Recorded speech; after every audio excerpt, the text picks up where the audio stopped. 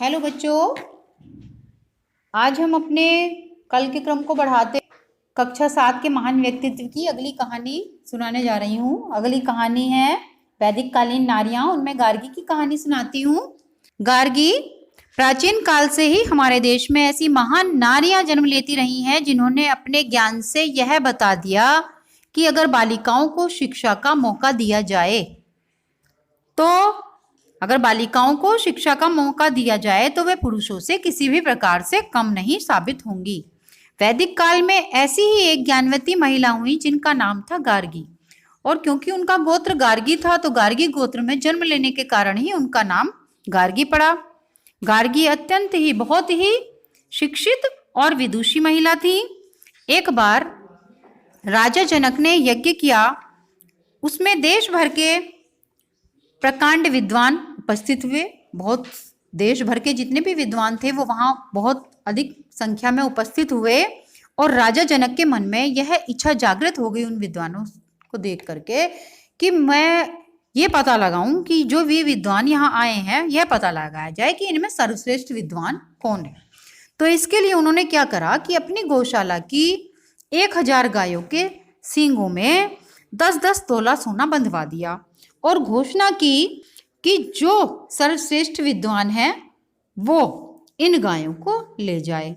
जो भी सर्वश्रेष्ठ विद्वान है वो इन गायों को ले जाए। सभी विद्वान घबरा गए, क्योंकि गाय ले जाने का अर्थ था स्वयं को सर्वश्रेष्ठ साबित करना।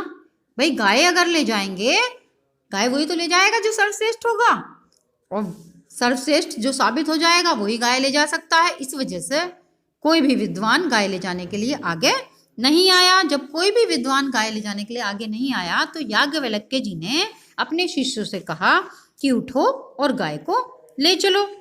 शिष्य गाय को बांध करके ले जाने लगे। इस पर विद्वानों को क्या हुआ, बहुत क्रोध आया, और उन्होंने बिगड़कर याज्ञवल्क्य जी से पूछा कि क्या तुम इतनी बड़ी सभा में स्वयं को समान समझते हो? याज्ञवल्क्य जी ने विनम्रता पूर्वक उत्तर दिया, शालीनता से उत्तर दिया कि यह बात नहीं है। यहाँ उपस्थित विद्वानों को मैं प्रणाम करता हूँ। मैं ये नहीं कह रहा कि मैं बहुत बड़ा विद्वान हूँ। मैं गायें इसलिए ले जा रहा हूँ क्योंकि मुझे इनकी जरूरत है। फिर क्या था, सारे विद्वान जो है वो चिल्लाने लगे कि हमसे शास्त्रार्थ करो, हमसे शास्त्रार्थ करो। याज्ञवल्क्य जी इस बात पे सहमत हो गए कि ठीक है। तो सभी विद्वानों ने याज्ञवल्क्य जी से प्रश्न शुरू करे। उन्होंने प्रश्न पूछे, याज्ञवल्क्य जी उत्तर देते गए। जब सभी विद्वानों ने प्रश्न पूछ लिए, फिर उन्हें कोई प्रश्न ऐसा ध्यान नहीं आया जो वो पूछ सकते थे, तो वे विद्वान चुप हो गए।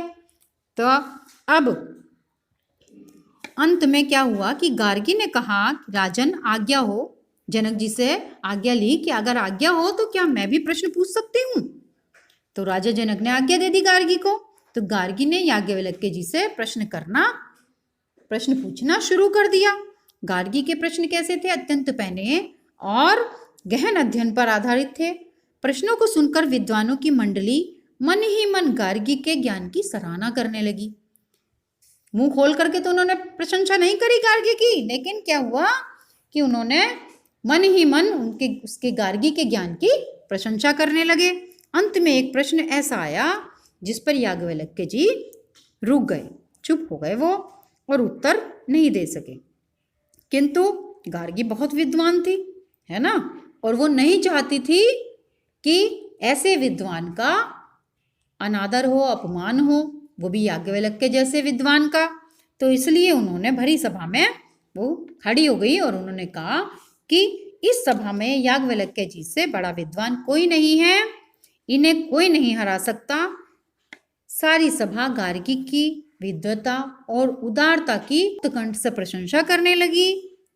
तो बच्चों, ज्ञान और उदारता की ऐसी बेजोड़ प्रतिभाएं निश्चय ही हमारे देश का गौरव है। ऐसी ही और भी बहुत सी महिलाएं हुई हैं। धन्यवाद।